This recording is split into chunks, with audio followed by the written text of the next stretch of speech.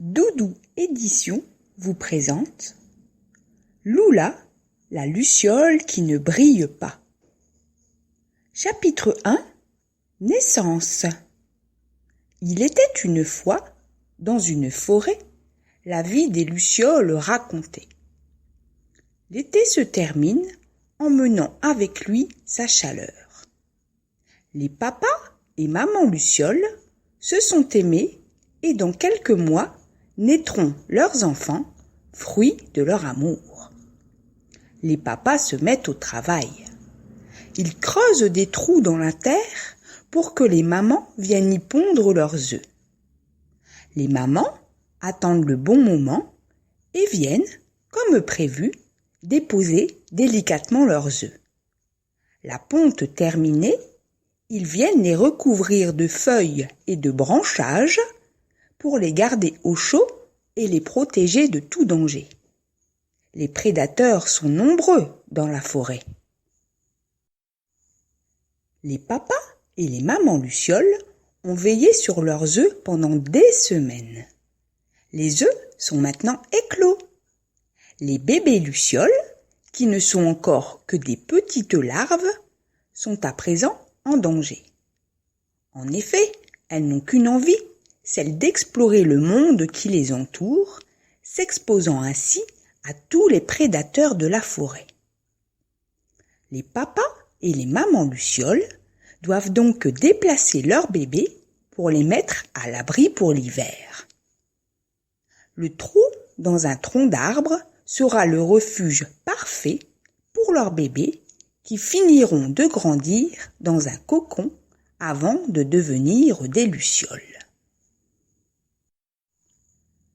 Après avoir passé tout l'hiver au chaud, dans leur cocon, bien à l'abri dans leur tronc d'arbre, les larves se sont transformées en nymphes. Mais qu'est-ce qu'une nymphe ? C'est un cocon qui permet aux bébés de grandir pour devenir des lucioles adultes. Elles peuvent maintenant sortir pour découvrir la forêt, leur habitat naturel qui répondra à tous leurs besoins. Mais avant toute chose, il va falloir apprendre à vivre en société, à se nourrir, à voler, etc. Les bébés ont beaucoup grandi. Ils sont sortis de leur abri et découvrent peu à peu, jour après jour, le merveilleux monde qui les entoure. Ils apprennent à voler, à se nourrir et découvrent les autres animaux de la forêt, mais aussi les plantes et les fleurs. Certaines choses se mangent, d'autres non. Ils apprennent aussi, à leurs dépens, qu'eux aussi peuvent être la nourriture d'autres animaux. Il faut donc être prudent, rester sur ses gardes face aux nombreux dangers de la forêt qui les guette en permanence. Chapitre 2 On grandit et on apprend. Le matin, une adulte, la maîtresse, nous fait la classe. Elle nous apprend à vivre au sein de notre communauté. Il n'y a pas vraiment de chef.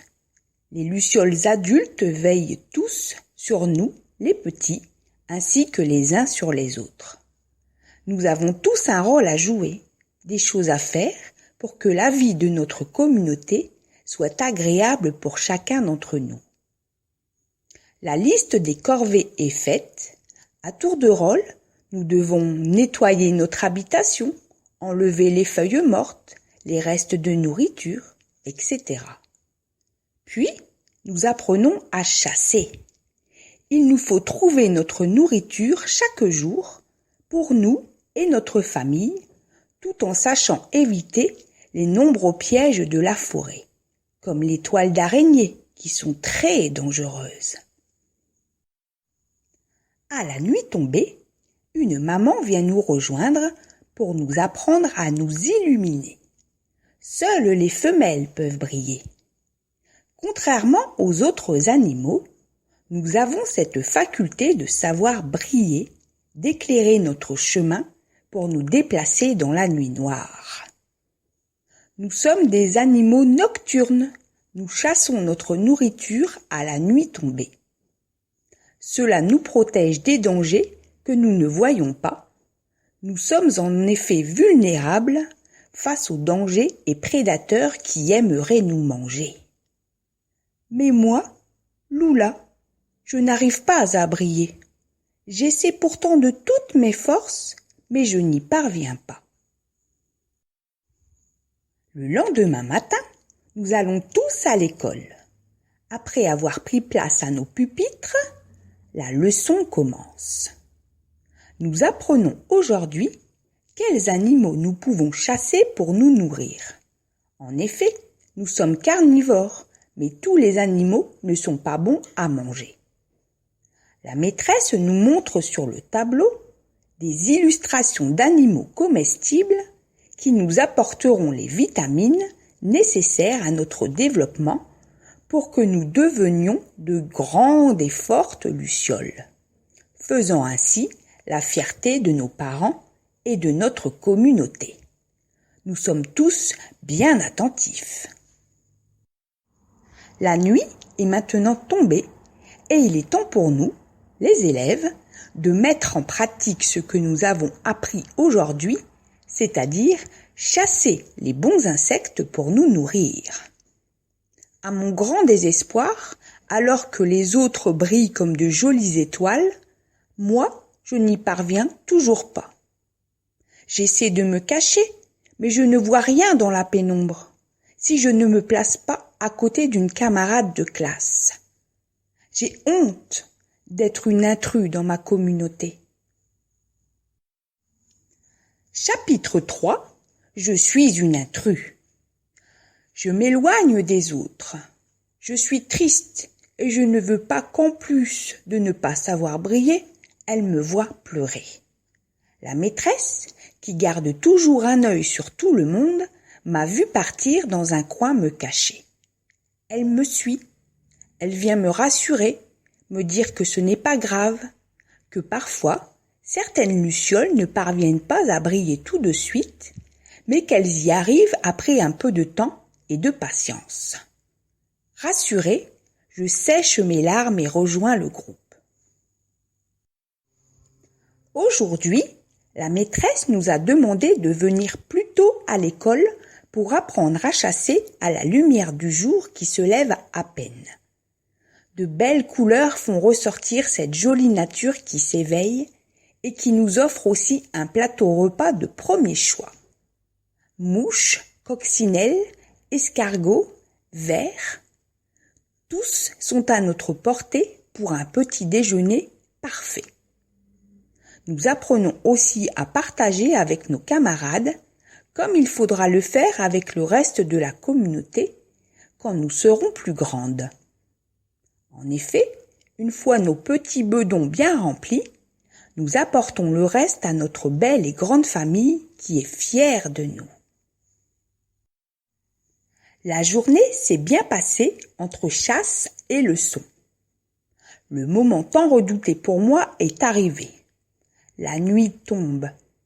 L'obscurité me laisse dans le noir une fois de plus. Ce soir, la maîtresse nous a donné quartier libre. Alors que les autres lucioles brillent et profitent pour se promener à la lueur de leur abdomen, moi, je m'isole pour pleurer, désespérée d'être différente. Je me sens seule.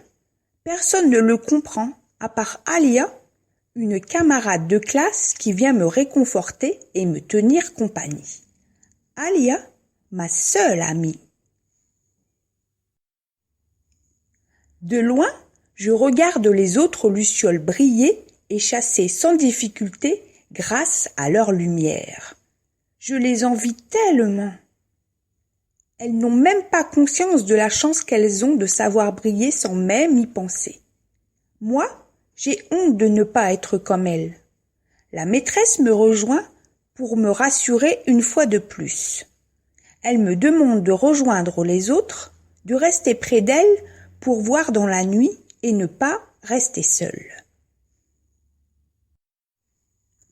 Nous avons passé la moitié de la nuit à chasser Et je dois dire qu'en restant près de la maîtresse, je me suis bien amusée et j'ai pu accomplir ma tâche comme les autres, ce qui m'a rendue fière de moi. Après être rentrés à la maison, avec le repas, nous avons dîné tous ensemble, puis, la fatigue se faisant sentir, nous nous sommes allongés et très vite endormis les uns contre les autres. Au petit matin, le petit déjeuner englouti, je prends mon envol pour rejoindre mes camarades sur les bancs de l'école. Toute bien installée, la maîtresse commence la leçon du jour. Les plantes. Amis ou ennemis? Outre les bonnes senteurs qu'elles dégagent, les fleurs qu'elles offrent, certaines plantes sont aussi de véritables pièges dont il faut se méfier. Décidément, la forêt, notre maison, est pleine de bonnes choses, mais aussi de redoutables dangers. Chapitre 4. L'humiliation. La leçon terminée, la cloche sonne la récréation. Malheureusement, les jours raccourcissent et désormais, il fait noir quand nous sortons pour nous amuser. Alors que les autres s'illuminent comme par magie, moi, je reste éteinte. Je tente de me cacher, mais elles ne me laissent pas faire. Elles forment une ronde autour de moi et me montrent avec leurs pattes en riant. Ne pouvant pas leur échapper, je me contente de rester là, tête baissée, en attendant que cela s'arrête enfin. Je regrette qu'Alia soit absente aujourd'hui. Elle m'aurait défendue, j'en suis sûre, c'est mon amie. Quand la cloche sonne à nouveau pour annoncer la reprise des cours, moi, je pars m'isoler dans un coin. Je maudis ce corps, ce handicap qui est le mien, et qui me fait vivre un véritable enfer, me rendant différente aux yeux de tous, alors que je n'aspire qu'à être comme tout le monde, normale. Seule, j'erre comme une âme en peine au milieu de cette nature verdoyante, aux couleurs chatoyantes qui m'offrent un peu de réconfort. J'aime l'herbe fraîche, les fleurs qui sentent bon, et la chaleur du soleil qui me réchauffe un peu le cœur. Quand je cligne des yeux, les images de mes camarades se moquant de moi me reviennent à l'esprit et je ne peux retenir mes larmes qui roulent sur mes joues. Je ne veux plus retourner à l'école, je ne veux plus revivre pareille humiliation. Ce handicap, je ne l'ai pas choisi. Ce n'est pas de ma faute si je suis différente. Et pourtant, elles ne veulent pas le comprendre. Seule mon amie Alia me comprend et m'aime comme je suis. Avant que la nuit ne soit plus noire qu'elle ne l'est déjà, je rentre à la maison, mais je ne raconte pas tout de suite à maman ce qui m'est arrivé. Le lendemain matin, je rassemble mon courage pour prendre le chemin de l'école, mais c'est au-dessus de mes forces. Je rentre à la maison, près de maman qui saura me consoler. Je fais semblant d'avoir mal au ventre pour rester à la maison. Voilà que je mens à présent. Je suis donc retournée à la maison, mais j'ai dit à maman ce qui s'était passé à l'école, incapable de lui mentir. Elle m'a dit que je pouvais rester pour aujourd'hui. Elle m'a laissée seule. En effet, elle doit accomplir ses tâches, ses corvées, et doit rejoindre les autres mamans. Je ne savais pas qu'elle allait s'empresser d'aller le dire à la maîtresse. Elle a pris les choses en main en classe, en rouspétant les élèves, pour leur mauvais comportement envers une camarade de classe qui ne méritait pas d'être le sujet de leur moquerie. Chacune des élèves a dû présenter des excuses publiquement à la maîtresse et à ma maman. Elles ont été punies toute la journée et priées d'effectuer plus de corvées que d'habitude. Tout ceci, je ne l'apprendrai que plus tard. À la fin de la journée, mon amie Alia, qui ne m'a pas vue en classe, vient prendre de mes nouvelles et me chercher pour les activités nocturnes. Elle me rassure en me disant que la maîtresse a grondé tout le monde, ce matin pour le mauvais comportement qu'ils avaient eu envers moi et que je devrais être tranquille. Je suis encore plus intimidée qu'avant, mais je décide de lui faire plaisir et de l'accompagner. Nous partons donc, ensemble, rejoindre le groupe qui est déjà prêt pour chasser le repas de nos familles respectives. Je rassemble mon courage pour les affronter et je reste auprès d'elles pour ne pas être dans le noir. Chapitre 5 « Sauvons Lily !» Alors que nous nous approchons du point de rendez-vous fixé par la maîtresse, nous entendons « Au secours ! Au secours !» Toutes deux interpellées par les cris, nous cherchons d'où ils proviennent et nous découvrons Lily, une élève de l'école, prise au piège dans une toile d'araignée. Sans réfléchir, je me dirige en premier vers elle, suivie d'Alia. Malgré notre peur de nous faire piéger à notre tour et la méchanceté dont Lily a fait preuve envers moi la veille, nous la secourons sans plus attendre, mais avec prudence. Alia et moi décidons de saisir Lily chacune par les pattes et de tirer de toutes nos forces pour la dégager de ce piège. Nous apercevons l'araignée, propriétaire de cette toile, qui nous guette et commence à avancer vers nous pour nous empêcher de la priver de son repas. La peur au ventre, nous nous dépêchons d'agir. Lily se débat pendant que nous tirons sur ses pattes au risque de lui faire un peu mal, mais elle sait que c'est pour son bien. Le temps presse. Après de longues minutes d'angoisse et d'effort, Lily est enfin dégagée. Je m'empresse de passer devant pour rentrer chez moi, alors qu'Alia et Lily rejoignent les autres pour leur raconter l'aventure qui vient de se dérouler. Je tremble comme une feuille sous le vent. J'ai eu très peur et je veux me réfugier près de ma maman qui saura m'écouter et me réconforter. Cependant, la satisfaction d'avoir fait une bonne action me donne un sentiment de fierté qui n'est pas désagréable. Chapitre 6 « Un court moment de gloire ». Le lendemain matin, je me rends à l'école.